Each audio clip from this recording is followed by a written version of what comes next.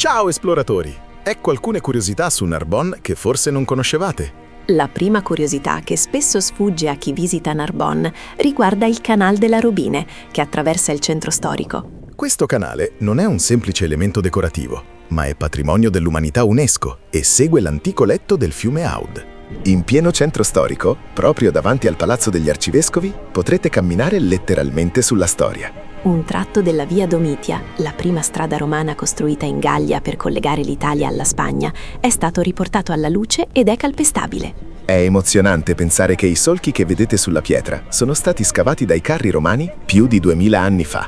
Proprio di fronte ai resti della Via Domitia potete trovare il Pont des Marchands, una vera perla rara dell'architettura medievale, perché è uno dei pochissimi ponti ancora abitati rimasti in tutta Europa, proprio come il più famoso Ponte Vecchio di Firenze. Passeggiando lungo la via che lo percorre, potreste persino non accorgervi di essere sopra l'acqua del Canal della Robine, poiché le case e i negozi che lo costeggiano su entrambi i lati formano una galleria urbana continua. In centro potete trovare anche la maestosa cattedrale di San Giusto e San Pastore, ma guardandola bene vi accorgerete che manca qualcosa. Si tratta infatti di una delle cattedrali più alte di Francia che però non è mai stata terminata.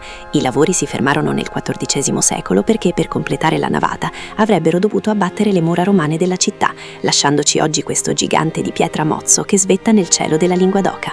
All'interno della cattedrale, se alzate lo sguardo nella sala del tesoro, potrete sperimentare un fenomeno acustico incredibile. Grazie alla particolare curvatura della volta, se sussurrate qualcosa contro un angolo della stanza, una persona situata nell'angolo opposto potrà sentirvi chiaramente come se le foste accanto.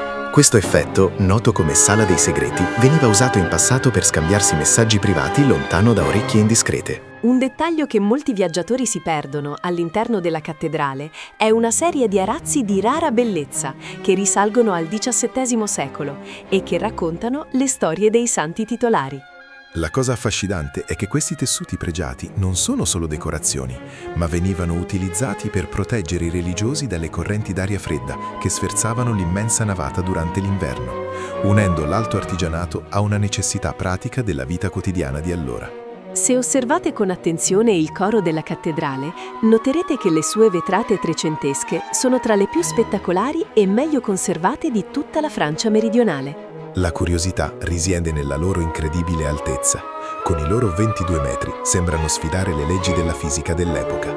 La luce che filtra attraverso questi vetri antichi cambia tonalità a seconda dell'ora del giorno, creando un gioco di colori che i costruttori medievali progettarono appositamente per dare l'illusione che le pareti di pietra fossero leggere e quasi trasparenti.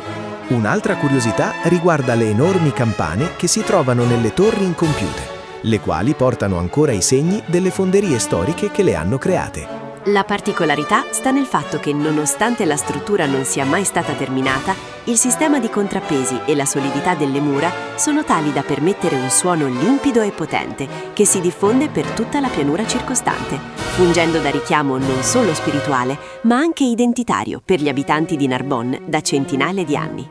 Un'altra particolarità affascinante è legata al gruppo scultoreo in terracotta policroma che raffigura la sepoltura di Cristo, situato in una delle cappelle laterali. Risalente alla fine del XV secolo, quest'opera è incredibilmente realistica e presenta una forza espressiva che raramente si trova in altre chiese della regione. Ciò che la rende speciale è il fatto che le figure hanno dimensioni quasi umane e sono disposte in modo tale da far sentire il visitatore parte della scena stessa.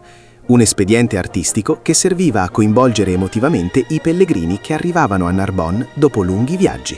Accanto alla cattedrale si trova invece il chiostro, un luogo di una pace assoluta che sembra appartenere a un'altra epoca.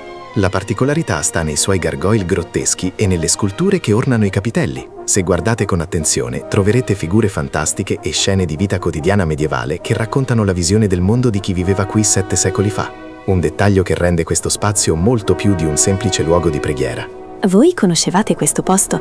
Fatecelo sapere nei commenti. Se amate i walking tour e i viaggi virtuali, non dimenticate di iscrivervi al nostro canale YouTube per non perdervi i prossimi video e le curiosità sui luoghi che visitiamo.